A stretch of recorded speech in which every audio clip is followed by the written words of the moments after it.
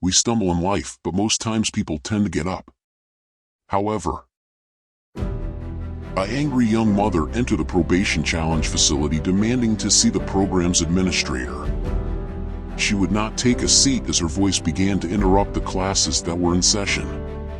By extreme force, the lady passed the secretary and entered the administrator's office. That office would be that of the Reverend Harold E. Bailey. Bailey slowly came out of his office to greet the uninvited mother. Before an introduction was made, the lady began to loudly tell Reverend Bailey that her son was disrespect, loud mouth, and used filthy language in the home, and she couldn't put up with it any longer. She wanted to know where he could learn such cursed lingo. By the time the disrespectful lady completed her dialogue, a crowd had gathered at the doorframe. Students who had knowledge of Bailey wondered how Reverend Bailey would handle such a foul matter. Bailey invited the lady into his office where he left the door open. He told the lady that he knew where the foul-mouthed young man learned such bitter cursing. He told the lady to look into the mirror that hung in the office.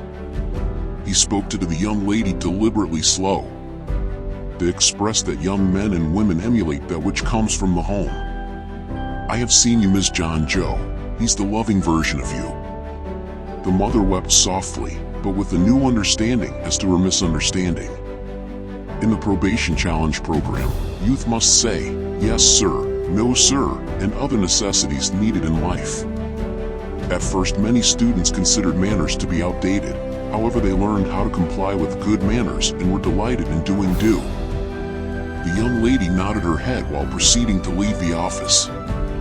Students who had lined the hall applauded the disposition and returned back to their studies. Bailey often reminds the public that youth only act out what many parents think are hidden. Youths hear the foul language and repeat it with pride, but only because the father or mother use it. What dad and mother does becomes the law. It would be terribly nice to see youths emulate love that parents have one for another. Love is contagious. From birth to the gravel, we are every learning can prayerfully coming into the knowledge of truth. Let us pass to each other a dose of love. Love can cover a multitude of faults.